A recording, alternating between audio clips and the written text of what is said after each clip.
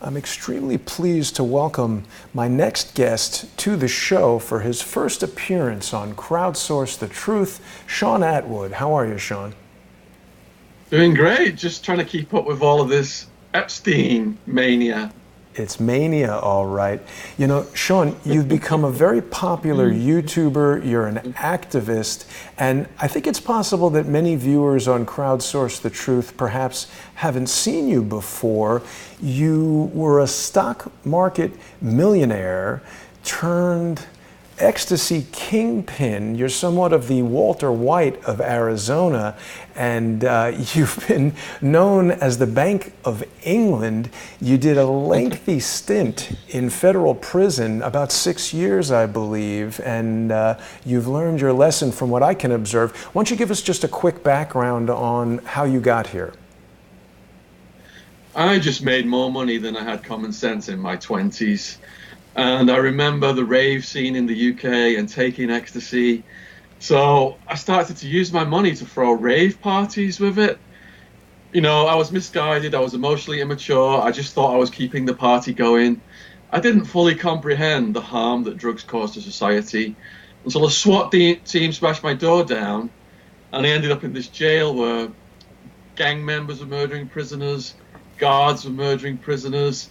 90% of the prisoners were shooting up heroin and crystal meth, and I saw the horror of what drug use leads to. So I knew I couldn't change my past, but I resolved to go out and share my story in the hope young people wouldn't make my mistakes. Yeah, and that's when I came to see you. I had watched an interview that Patrick Bet-David did with you, and I found the story fascinating. You've spent some time in ADX Florence. As I recall, this was due to a prosecutor accidentally or perhaps intentionally adding a massive sentence that wasn't accurate, and you wound up in one of the most high-security prisons in the United States. Is that correct?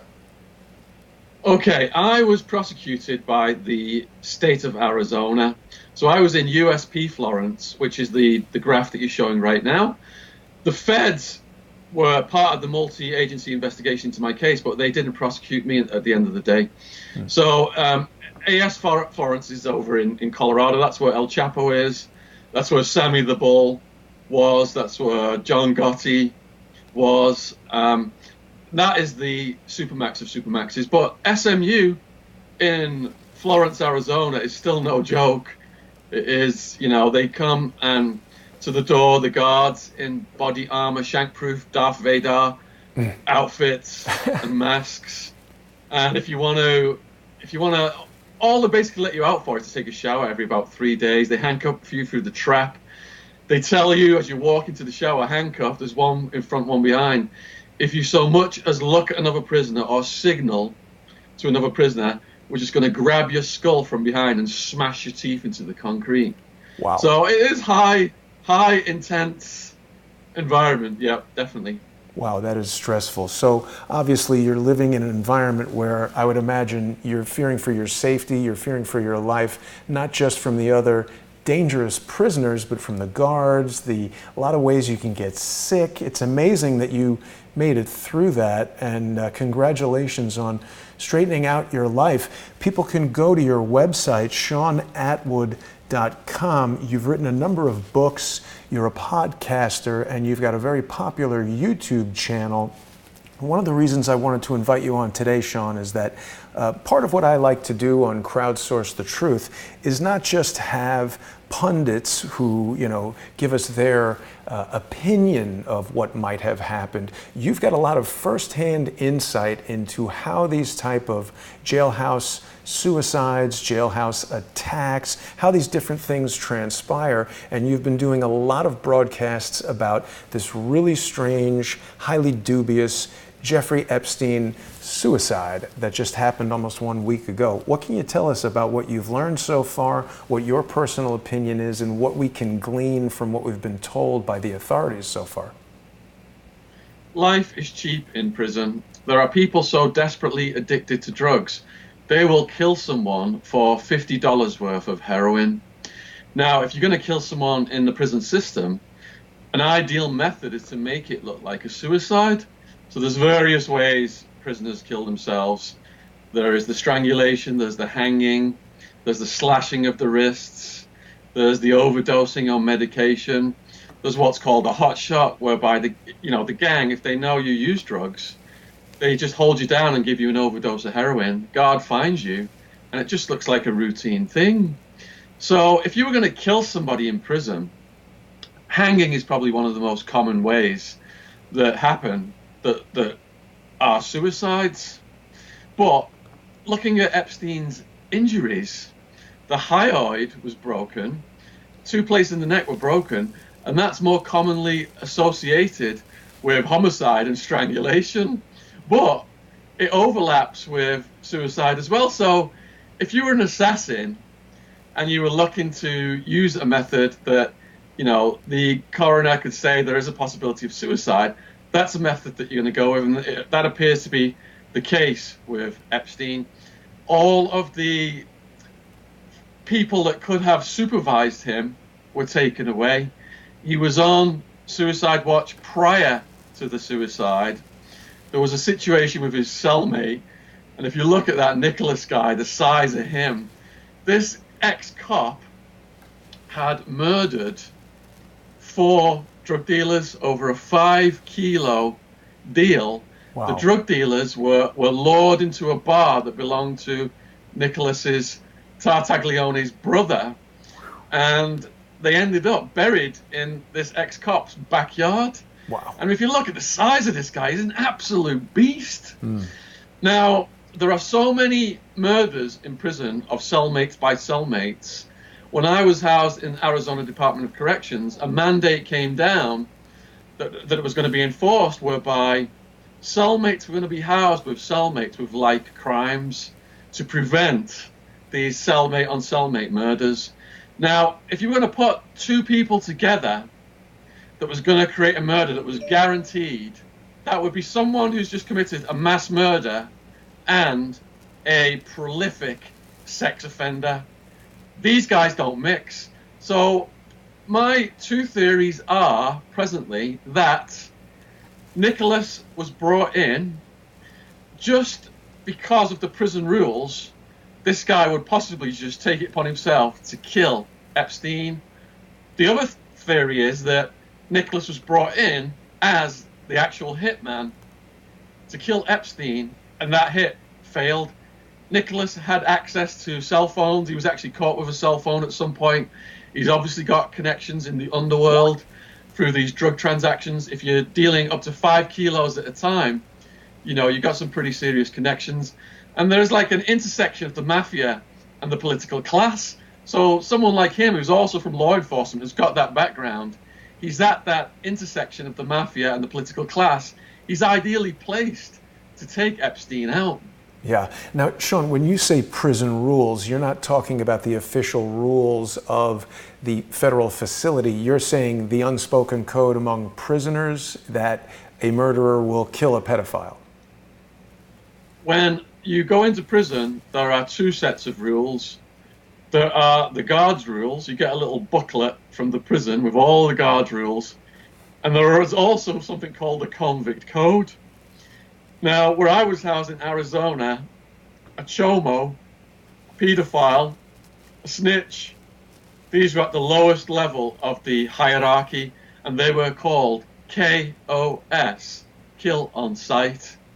So gang members, people who uphold that convict code, murderers, some of the murderers are the most respected and have got, the most power to do these things, or power over people, generally will apply that convict code if they get put in a cell with someone that's committed sex offences. It's a no-brainer in prison. You can ask anyone who's been to prison, they will tell you that.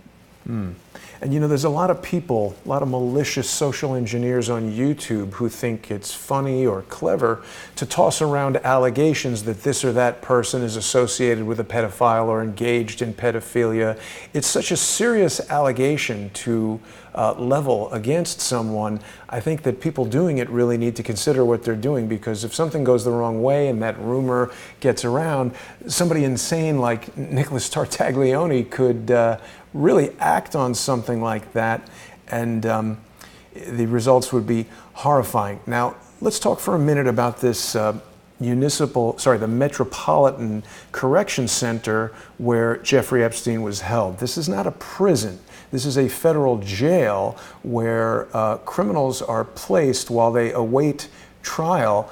It does contain some pretty intense characters. How did this Tartaglione get a cell phone? That seems like it would be so wildly outside the rules of what you're allowed to have inside prison. Are you allowed to possess any electronics? Anything that you possess outside of the property that the guards give you when you first go in is classified as contraband, can be confiscated, destroyed, and you will be subject to sanctions in the prison system for possessing this.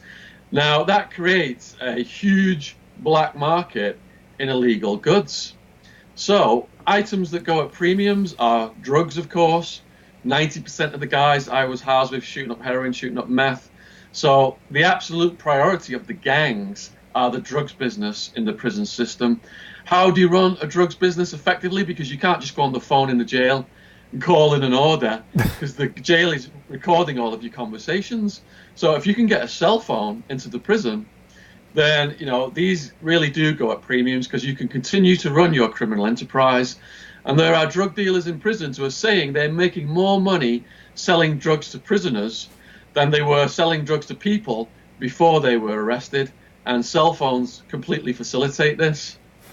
So people in the chat right now, Sean, are telling us that perhaps a guard or a lawyer would get that over to the ex-cop. I know you were following him quite closely. What have you learned recently about this guy, Tartaglione? He buried 4 dead guys in his backyard. Him and his brother were, setting up these drug dealers. Wasn't Tartaglione somehow involved in the drug dealing? Yeah, Tartaglione. He was a cop until about 2008. There was a situation where a case came about and they accused him of some kind of fabrication. He got proven innocent of that, but they fired him anyway because of some kind of technicality. So roll the clock forward now to 2016. This is when he's getting arrested for these murders. Now, if you're a police person, you have the power to decide who's going to deal in your jurisdiction and decide which dealers you're going to arrest to satisfy your arrest quotas. So from being a cop, he already understands the mechanics of how things work. He's already got all of these contacts. So he moved into large-scale drug trafficking himself. And the one deal that, the guys got murdered over was 5 kilos of cocaine. And forgive my ignorance, but what's the money value of that 5 kilos of cocaine?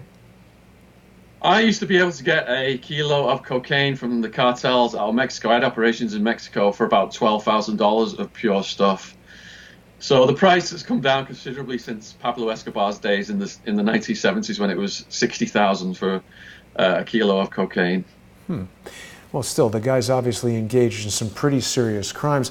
I personally find it particularly reprehensible when a police officer engages in this type of activity, because they are people that we bestow the public trust in. They're intended to uphold the law, and as you've said, they've got the contacts, the evidence room stuff, they know who to do what to get this sort of thing to go through. It's like the most insidious type of crime we could imagine. And we've heard that this guy's got a cell phone. He didn't hear Epstein screaming because he's got earbuds. What the hell is going on in this prison or this jail that the guy's got everything? Earbuds would seem to have a wire, right? When I was in some prisons, the inmates would, after lockdown, 8 o'clock, and then lights out, 10 o'clock. Sometimes the inmates are yelling at each other into the night. So I would get wet toilet paper, wrap plastic around it, and shove it right into my ears, because you couldn't just buy earbuds. It wasn't on the commissary list. Perhaps it's available where he's housed, but I'm not aware of it. I never experienced it. So even with these earbuds shoved into my ears, prisoners are yelling so loud from cell to cell, I still could not get to sleep. So I ended up just deciding I was going to work out for as long as they yelled, rather than get mad and use this time productively somehow. So if someone's getting murdered or attacked, you're going to hear that over and above anything. You know, you've raised a good point. Perhaps I misunderstood the report. When I heard earbuds, I was thinking of, you know, like iPod headphones, but you rightly point out that it could have been sort of makeshift ear plugs. But either way, I agree, he would have heard something. A lot of people have been wondering if Jeffrey Epstein is even dead. We've seen this photo from the New York Post of him being wheeled on a gurney into the hospital with a respirator bulb or something. Clearly seems like they're trying to resuscitate him. But then I saw another photo where it looks like prison guards or prison medics are wheeling him out in a body bag. So is this the same Epstein? I got really lucky because what caused my videos to go viral was a week before the murder, let's say, I posted a video saying, will Clinton have Epstein murdered in prison to, you know, prevent this Lolita scandal? And spookily enough, hours before that was announced, that video started to spike up in the views. It started to go viral in the night.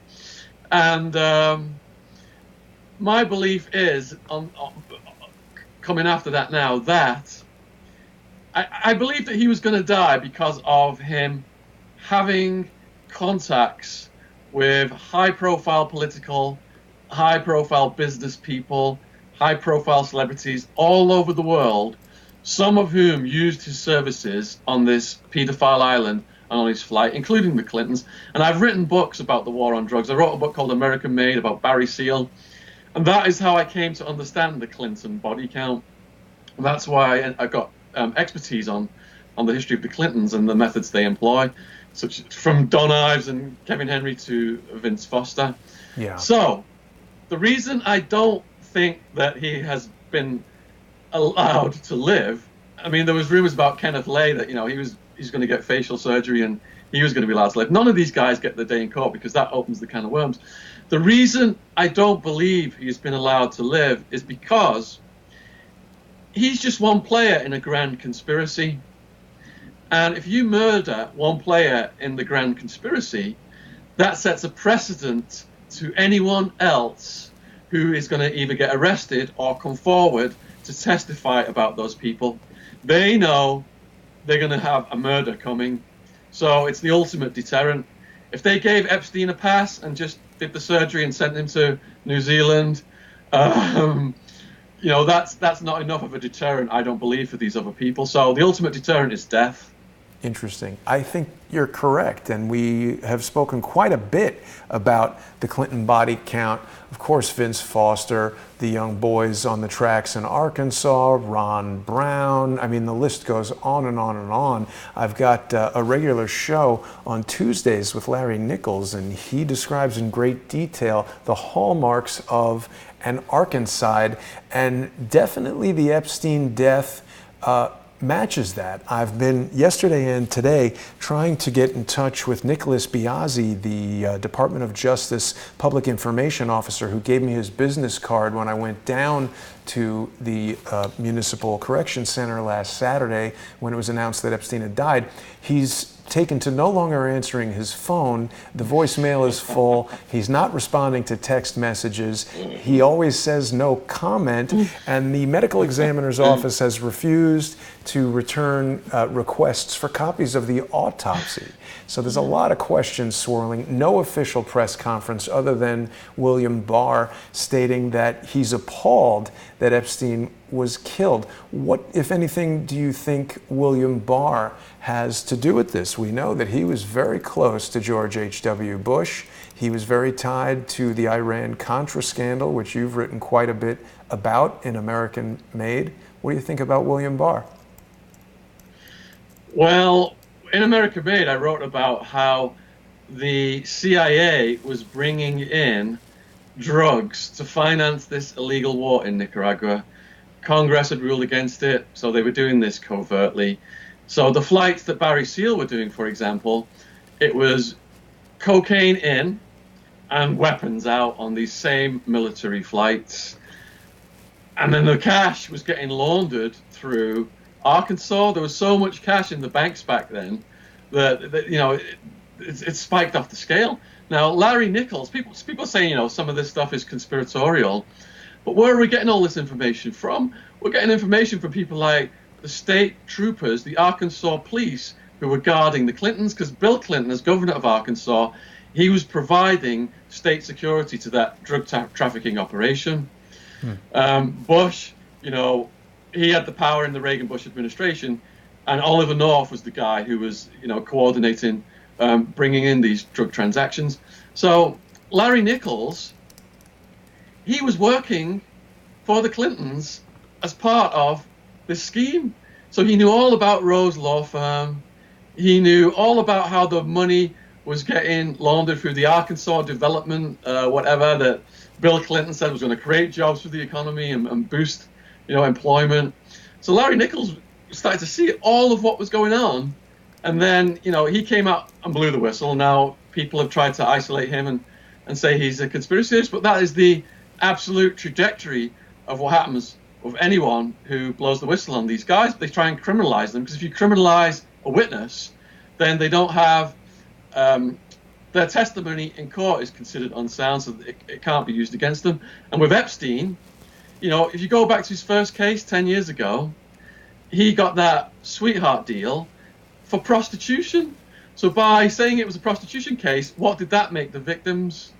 Made them prostitutes. Right. That was a way that they were trying to criminalize the victims so they couldn't use their testimonies in court. So there's an absolute pattern of this, and anyone who blows the whistle on these guys, who's at a high level, they need to be careful what they're going up against, because they're putting their lives on the line. Absolutely. You've raised an interesting point. You said that it sounds a bit conspiratorial, and we know that since the days of the JFK assassination, there was a direct edict from the CIA that basically said anybody who tries to challenge the official story, we're going to call them a conspiracy theorist. And I think today, in modern, whether we're talking about the United Kingdom, where you are right now, the United States, or elsewhere, anybody who speaks English, the term conspiracy theory has essentially become equal to false. Someone says, oh, that sounds like a conspiracy theory, but in fact, Jeffrey Epstein, one of the charges against him was conspiracy. Well, I had a charge of conspiracy. I'll explain what that means in a minute. I recently had David Icke on my podcast. Oddly enough, just before this interview, I just got his new book in the mail here today. Quick plug for David. Nice. I'm getting to read that in advance about 9/11. So what is a conspiracy? A conspiracy is when two or more people come together to come up with some joint action that's going to cause some kind of harm. In my case, it was a conspiracy case. I had over 100 co-defendants. So I became liable for any of the other actions of those co-defendants, even if I didn't know them. A conspiracy has a hub, and I was at the center of the hub. And then you got all these spokes going out to all these other co-conspirators. So the situation with Epstein, these other co-conspirators, if they come forward, they can reopen the legal liability in the court system. And that's what got Epstein killed. And that's what the other co-conspirators are absolutely terrified of. So Madam Maxwell, for example, who was procuring the women, right? I was reading about her right now, and she had a boyfriend out of Massachusetts. He's just shut his house up, and I think he's left the country, said she's not here, I'm just getting the hell out of here, please don't raid my home, kind of thing. She has a property in London, and I believe that property has been mobbed by the press. Nobody can find her there. There's rumors that perhaps she's in France. So she comes from this extremely powerful family. One of the very first high-profile suspicious deaths I ever heard of growing up in this country was the death of Robert Maxwell, because Robert Maxwell and Rupert Murdoch were the two huge media tycoons. So Robert Maxwell, all of a sudden, he just mysteriously dies while he's out at sea. Yeah. So this is a powerful family. I believe that he looted over 100 million from the pension fund from his workers. So the Maxwells, they got money, they're connected. If you look in the Black Book, I've posted a series of videos on my YouTube channel naming all the names in Epstein's Black Book. There's almost 100 pages of it. And for the Maxwells, they have got the highest category in the Black Book. There's not just little paragraphs on them like there are for the other people. There's like over a page of just Maxwell. So there's like, must be over 100 phone numbers on there. So the evidence from the Black Book is showing that within the conspiracy, because in a conspiracy, everybody has a letter in order of importance. So in my conspiracy, I was letter A, Wild Woman was letter B, Wild Man was letter C, and so on and so on. So Madam Maxwell, I imagine right now, the authorities would have her as letter B in this grand conspiracy. So she's a target for elimination, and she's also a target for the prosecutors to find her as fast as possible before she gets killed, so she can, she can give her statement to try and mitigate her own sentence. Because hopefully she's going to get sentenced at the end of the day. She was out on the streets finding underage girls, telling them, you get $300 if you come back to this house and give this wealthy businessman a massage. And that was the hook. That's how they got the girls in. And once they'd hooked some of these girls, it was like a pyramid scheme. They had the girls going out and recruiting their friends and other people. It's really sad. It is terrible. And I was just showing a brief clip the other day. I was watching, you were calling some of the phone numbers from the unredacted Epstein Black Book. You tried Mick Jagger and a few people. It really is a who's who of famous individuals. But of course, I think we all want to live in a world, or at least in the United States, where the Constitution grants us this right, where we're innocent until proven guilty. So simply Jeffrey Epstein having somebody's phone number doesn't implicate them, but it's not too good. Now, you brought up a lot of facts about Ghislaine Maxwell, which I agree with. I don't know if you were aware of this, but she was spotted, I think, yesterday at an In-N-Out Burger, literally walking distance from my old house in Los Angeles. She's hardly in hiding. She's not at all worried about her safety, about being arrested. I mean, if the FBI and the Department of Justice can't find her, they should just go order an animal-style burger with chili fries, and she's going to be right there. Well, people are still spotting Elvis all over the world, so let's see how legitimate that source is. I think she admitted it was her. Really? Well, yes. she's not long for getting apprehended then. Yeah, that's what I would say. I mean, it's a really curious situation that she would just, so brazenly come out in public and sit there to be photographed. It almost doesn't make sense. And you also mentioned her father, Robert Maxwell, who many people believe was a Mossad agent or a Mossad asset. It's remarkable how his death mimics that of Jeffrey Epstein, in that he's this super rich guy who just suddenly commits suicide, or at least that's how it was officially reported. Maxwell jumped off of his yacht and was, face down, drowned. He was, as you pointed out, he was looting the pension fund. Was it the Mirror that he had purchased? Yeah, he owned the Mirror. If the deep state is going to take someone out, I mean, I've looked at all of the various methods of killing people employed by the CIA. I was writing about the methods they went after Castro, putting explosives in cigars, putting poisons in cigars. They knew where he went deep sea diving. They were putting explosives in seashells. I'm surprised they didn't train the fish to try and hunt him down and kill him somehow. So, the levels of creativity employed by the intelligence agencies.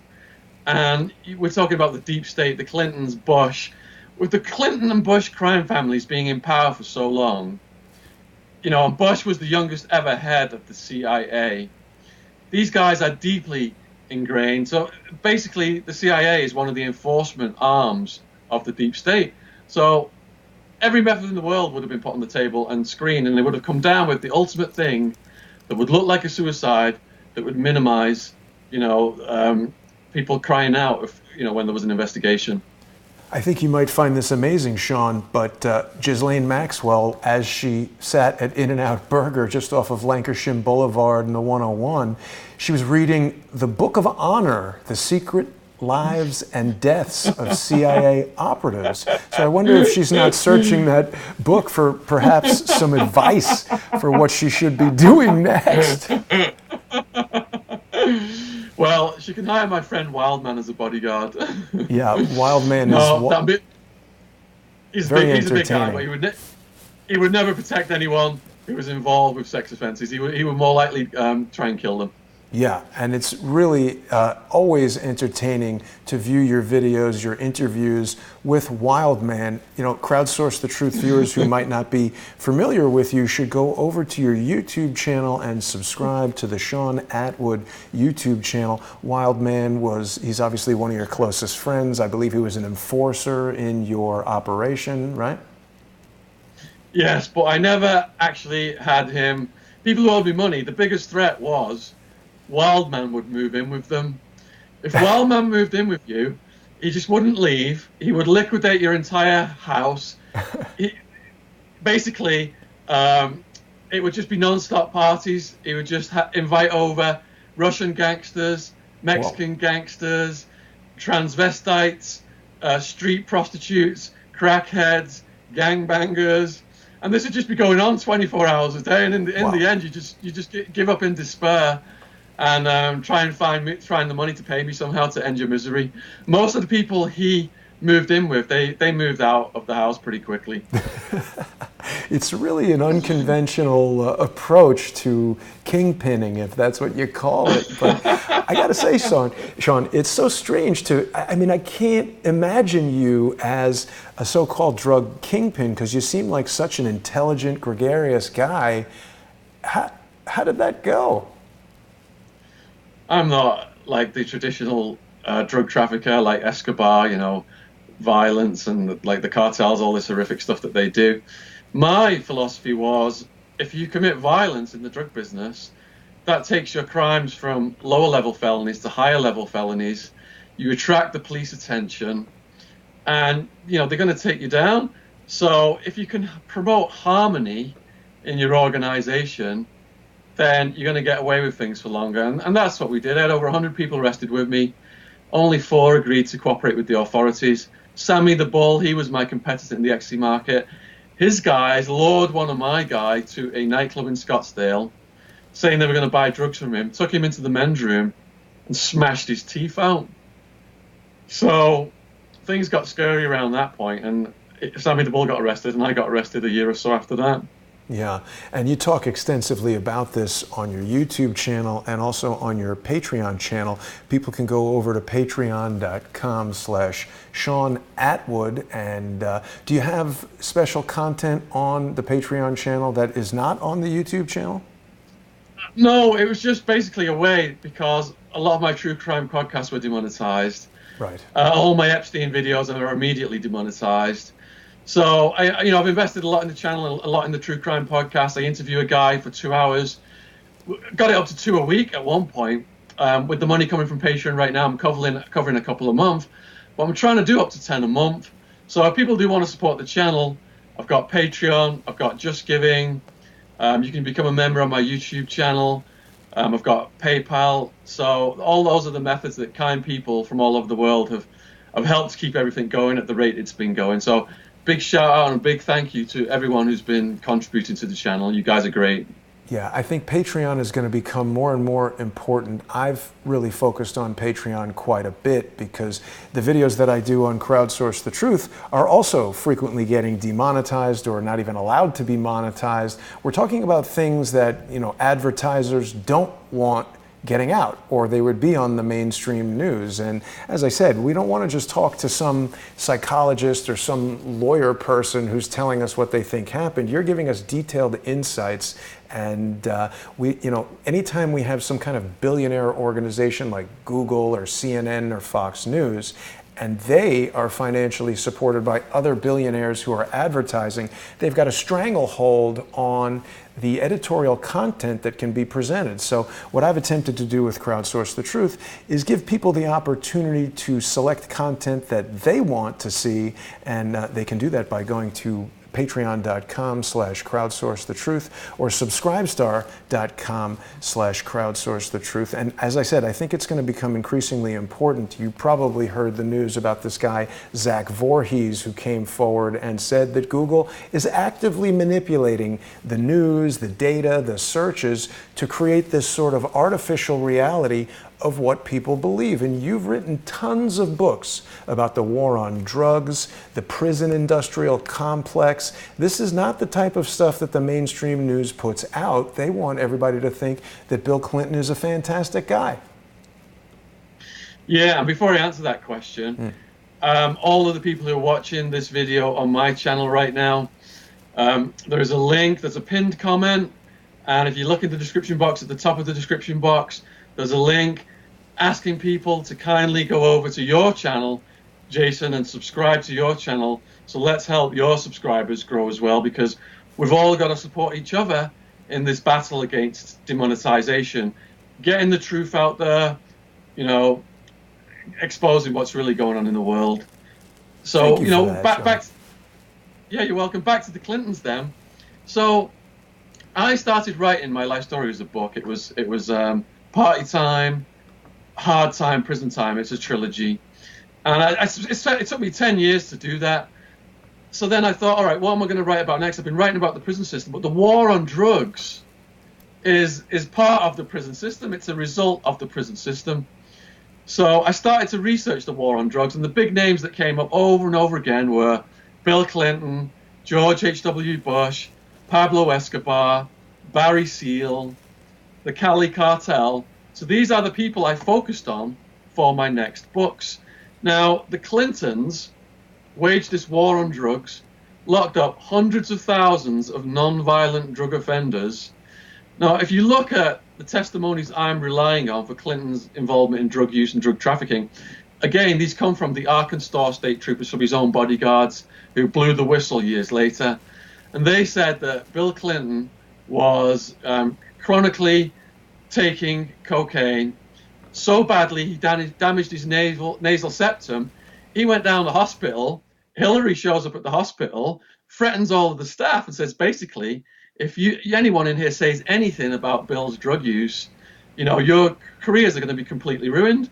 Roger Clinton was arrested in a cocaine deal. Bill Clinton had saved Roger Clinton on his previous offenses. It enabled him to walk, but the undercovers on this operation knew that would happen again, so they made sure they put the information in the public domain, and Roger Clinton would have to do some prison time. He did a short sentence, not like these black guys, small amounts of crack, serving life sentences. Roger Clinton did a short sentence, and then later on, Bill Clinton pardoned him. So how could someone who's chronically abusing cocaine and is providing the state protection, the police protection for the drugs coming in to Maine, Arkansas, that Barry Seal was flying in, how could someone then become the president and lock up hundreds of thousands of non-violent drug users, devastate entire families? These incarcerations are notoriously falling on the poorest people in society, the people who've been traumatized as young people and are going through such hardships, and then they're scraping money together to go and visit their family members in prison. I saw this day in, day out. These elites taking drugs themselves, brutalizing and profiting from the most poor people in the country. And that just blew my mind as well. That's why I'm on this mission to expose it. That created the private prisons, the prison industrial complex, you know, continued by Bush, continued by Obama. Every single president continues it. These contracts are in the tens of billions of dollars a year.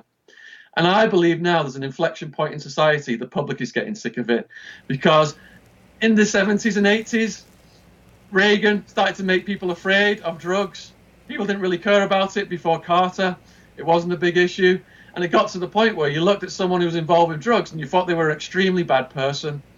But when I got into prison, I saw the average arrest was a black kid or a Mexican kid with a little bit of weed. And if you look at the statistics for America, for arrests, hundreds of thousands of people getting arrested for weed possession. It was the biggest arrest category in the history of criminal justice. And that's how they ended up filling these private prisons up. And people say to me, Sean, you don't just put people in prison for weed possession. I recently visited the hemp museum, the cannabis museum in Amsterdam. Oh. And I took pictures of all of these facts and these photos, and they show all the people serving life sentences in America for weed possession under 3 strikes laws. So you got political pedophiles like Epstein they get sweetheart deals, and you've got people, 3 strikes laws, weed possession, serving life sentences. What kind of justice is that?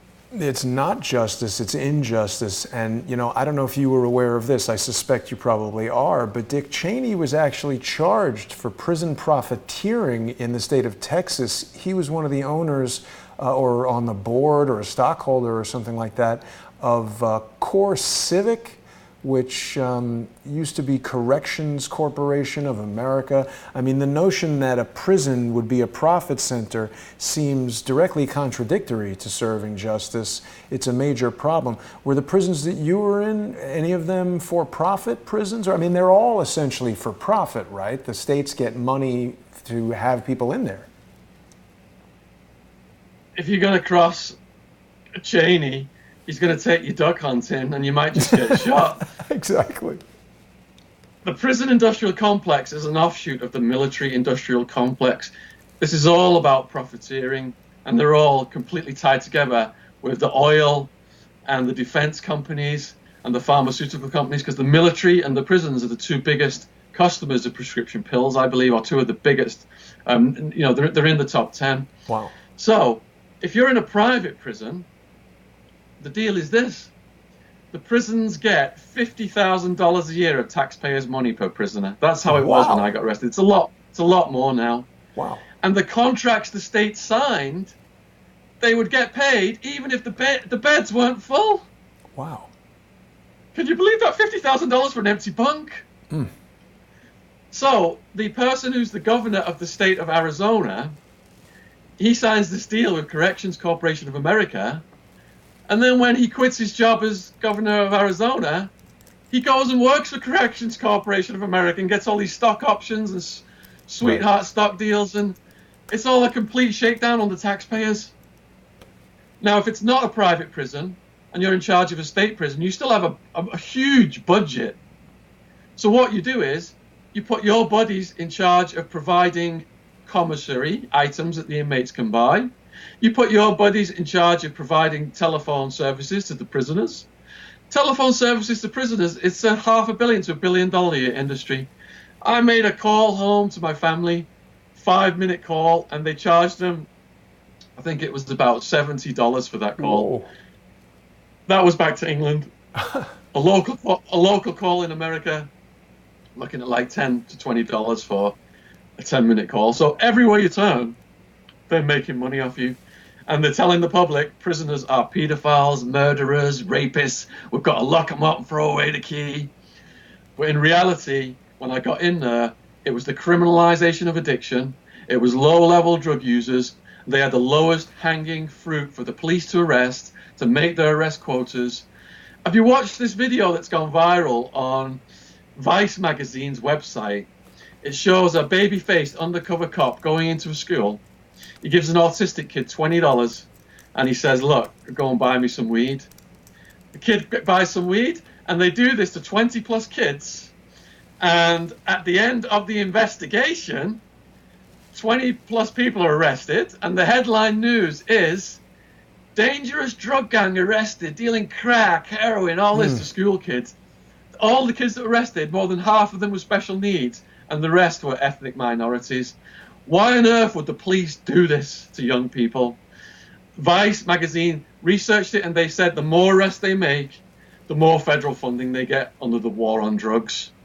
So there's an incentive for the cops to be arresting the easiest people. I'm a member of Law Enforcement Against Prohibition. These are the good cops who are speaking out about this stuff. Judges, prosecutors, not all law enforcement are bad. There's some good people out there working the system. We need the system, to protect us from the psychopaths like Epstein. So these guys say we joined, to arrest the bad guys, but I was assigned to infiltrate a student group, get them smoking weed, and arrest them all at the end of the investigation, just so we could fill these private prisons up. It's completely sick. And since this has been going on, the rate at which murders are solved in America has been steadily going down, because the police resources are all taken up wiretapping drug dealers and trying to arrest as many of their customers as possible. I mean, it seems like entrapment, what you're describing. It's a pyramid scheme, just like Epstein had his pyramid scheme of recruiting girls the private prisons, the politicians are in it. It's just a pyramid scheme, and they have to constantly feed off new victims as it gets bigger and bigger and bigger. And I believe this is a driving force in why weed is getting decriminalized in America and legalized, because people are sick of their kids getting busted. They can't get jobs with criminal records. They go into prison where they could get raped, they could get murdered. Right. They're going to get recruited by Nazi gangs. They're going to get them shooting up heroin. They're going to get swastika tattoos on their foreheads. The gang knows if they put a swastika on your forehead, you go to a job interview, you're not going to get it. You're going to come right back to the gang. The prison knows if they allow it to be gang and drug-infested mayhem and don't give these guys any job skills and don't rehabilitate them, they give them $50 on the gate, say, have a nice day, they know they're going to come right back to prison. So it's all designed for young people to fail, and they are the ingredients, the fodder for evil people like Dick Cheney and all these other corporate elites that you mentioned.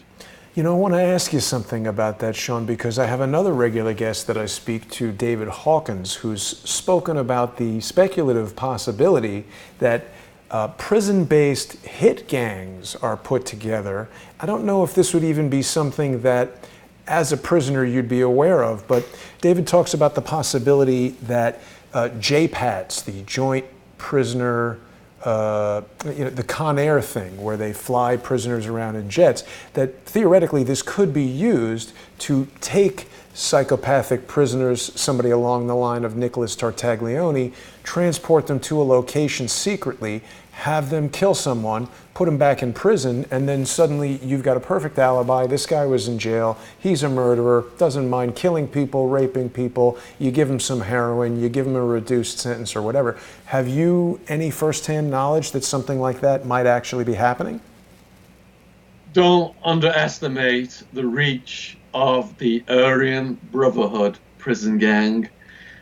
When I went into the Arizona jail, the Aryan Brother torpedoes, the low-level people, come up to me right away because they want to know what you're in for. It's called a charge check. So you got to show them your paperwork right away. Some charges are KOS by the gang, kill on sight, chomo stuff, pedophile stuff.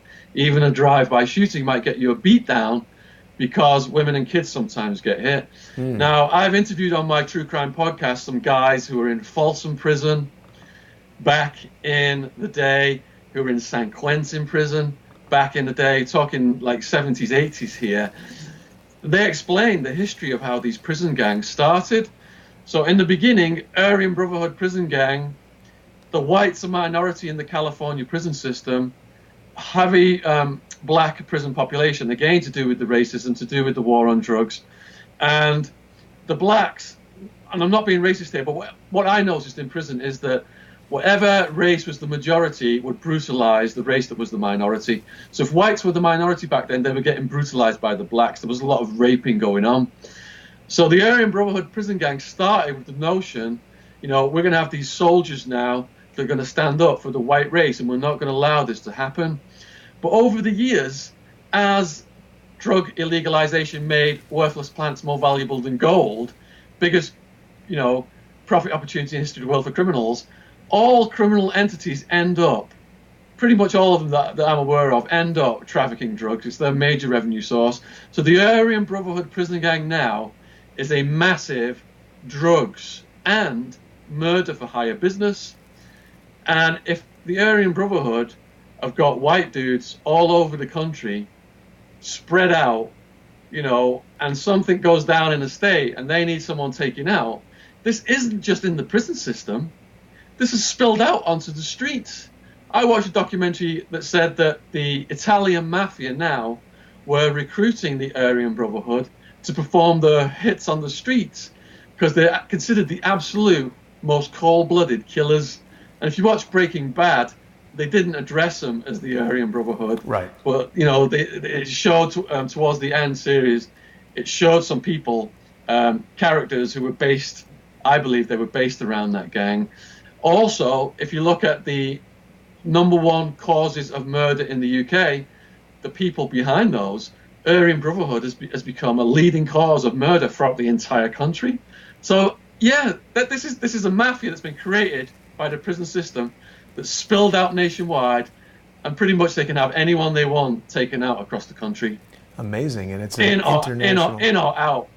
in or out of the prison system. And it's got an international reach that's really stunning. I don't know if people were aware of that. So, I mean, I don't mean to get too personal, but how were you able to avoid some of these horrendous attacks in prison, or did you? Okay, everybody I have written about in my books, Party Time, Before Prison, in Hard Time, in Prison Time, all available on Amazon. And the link is in the description box below this video if anyone's interested in them, paperback, ebook, audio. In those books, I've had to contact absolutely every single person I've written about, have them sign legal papers to say it's all authentic. They wouldn't sue me, wouldn't sue the publisher. So I've written about things to a degree whereby what I'm writing about is not going to get anybody in trouble. I had a cellmate called Joe when I was in maximum security in the Madison Street Jail, Phoenix, Arizona, back in 2003, 2004. Now, nearly everybody was in the maximum pod I was housed was a murderer, and it was divided racially. And the white gang, I've been in there for a year now. I walk up to the white gang, the table, the first day I'm in, doing the prison walk, talking the slang, wondering whether they're going to accept me or whether they're going to brutalize me. So the leader, he just looks at me. He's like, stand at the end of the table. You can eat, but you can't sit down. And I just stood there, ate with them, went back to my cell. And now I'm crapping it back in my cell. I'm thinking, what's these guys' impression of me? What's going to happen next? And that guy, the head murderer, came to my cell hours later with all of his legal paperwork, handed it over to me and said, I want you to read my case and tell me what you think. So they saw right through my tough guy act, my prison walk, and my slang to see that I was an educated man, a resource to them. And that's how I survived prison, perhaps differently from a lot of people, because I used my education as a currency. So there were situations with the gang, but I was teaching the Mexicans. Some of them didn't know how to write home in Spanish. So I was teaching them how to write home in Spanish. This was in the exact same pod that I just described with the murderers. And then the Aryan Brotherhood, they were wondering whether to have me smashed for helping another race because there's all these rules of racial division. But my cellmate, Joe, he was an independent, tough guy. He had the respect of the gang. He'd been a crystal meth chemist. He'd done some business with them. And he basically told me, I've got you a pass on this. The light is off. They're not going to smash you. You've been authorized to continue to teach the Mexicans. So there's so much you could say. And if you name any names and give examples of specific deals, things that could get people indicted, things that, the police are going to be contacting you. There's no statute of limitation on murders, violent crimes, things like that. In all my books, everybody's names are changed. There's no real names, nicknames. It's all gone through legal departments and stuff like that. So as far as I'm aware, the AB don't have a problem with what I've written. Wow. It's an amazing story that you've got, Sean. And we've heard from other people who have been in prison that if you can type, if you can help people write legal documents, that's a major factor where they protect you and don't want anything to happen to you. So we've got just a few minutes left here. I wanted to get back a bit to Mr. Epstein before we wrap it up. I'm sure you've seen this bizarre painting of Bill Clinton in what was initially thought to be the Monica Lewinsky blue dress, but now it turns out this is actually a blue dress that was worn by Hillary to an event at the Kennedy Center. And Kevin Shipp, the former CIA agent who appears with me every Thursday on the Intelligence Assessment with Kevin Shipp, has identified this book on the bookshelf, which is that's a picture of John F. Kennedy on the book. This is a book about the Kennedy assassination. Have you seen this painting before? What do you make of this? I've got two observations. I haven't seen it before, but I've got reaction. So you've got Bill doing the Hillary dress look, and I think that represents the fact that Hillary is the true mafia figure in that relationship. I read a book called Partners in Power. I've read Hillary's, the Clintons' War Against Women. And when Bill was having all these affairs with all these women and rape cases, were coming about in later years, when he was having all these affairs with these women, Hillary tracked the women down, not to ostracize Bill for him. I found out who these women are, you've been cheating on me, that kind of thing.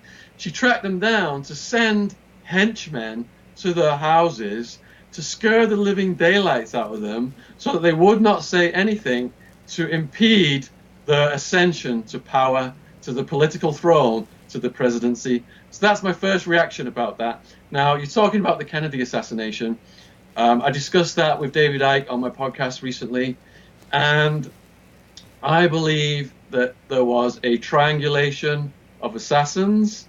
The hit had come down from the deep state, complex reasons to do with oil taxation, said he was going to break the CIA up into pieces. More reasons than that, though. There's complex reasons. You got these mafia dynasties, rivals fighting against each other. So if you look at the actual video now, his head jolts one way, jolts the other, jolts this way. Piece of his head flies off onto the car. His wife scrambles onto the car, grabs it. She actually took that piece of his head to the hospital. She was in shock. So my research has led me to believe that it was a triangulation. There's no way that the guy they said did it, his gun would have even worked. It was some like $1 gun. Mannlicher Carcano. Could barely even shoot. And that Barry Seal's wife said that Barry Seal flew the getaway plane for some of the hit team. At the Kennedy assassination. Yeah. Wow, I didn't know she had said that. I was aware that Judith Vary Baker, who is the alleged lover of Lee Harvey Oswald, who I've met several times and interviewed several times, she said that Lee Harvey Oswald's true purpose was to be flown to Cuba and to deliver an injectable virus that was a form of cancer that she had developed with Alton Ochsner at Tulane University. Judith Baker was a cancer researcher who thought she was working to cure cancer, but then discovered she was being handled by the CIA to develop a weaponized version of cancer. And I find her story very credible.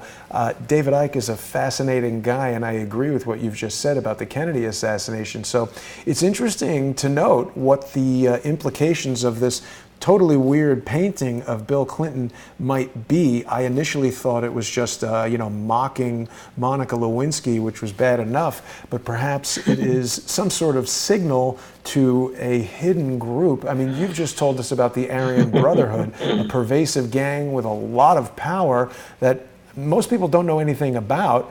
Why should we doubt that there is a gang, a similar gang of government-style elites that have the power of nuclear weapons and war all over the world? The military-industrial complex, the pharmaceutical-industrial complex, the prison-industrial complex, the technological-industrial complex. We haven't even touched on Google and Facebook and the pervasive ways that they spy on all of us and monitor our lives.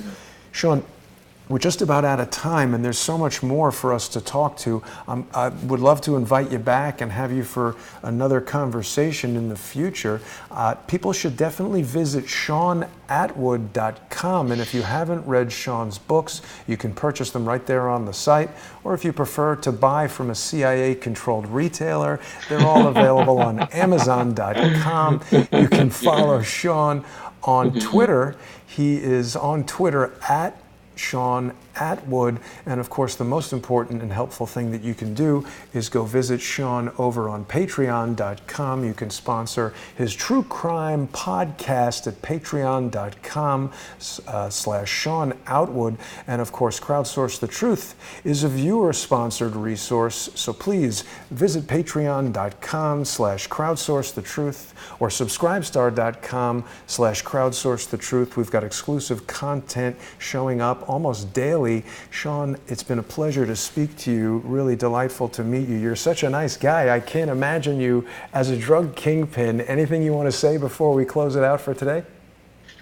Jason, again, I'd just like to urge my followers and subscribers to go over to your channel and to subscribe to your channel and to support you in the fullest every way they can.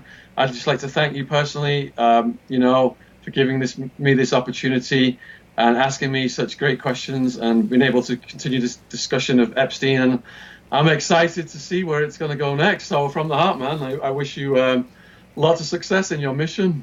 Thank you, Sean. It's really kind of you to say. And people who are watching us on Sean's YouTube channel can just search for Jason Goodman on YouTube, and they'll find the Crowdsource the Truth channel. And likewise, Crowdsource the Truth viewers are going to want to head over to Sean Atwood's YouTube channel. You're absolutely increasing the reach of the broadcast, Sean. We've got almost 2,000 people watching on your channel, so thank you for that.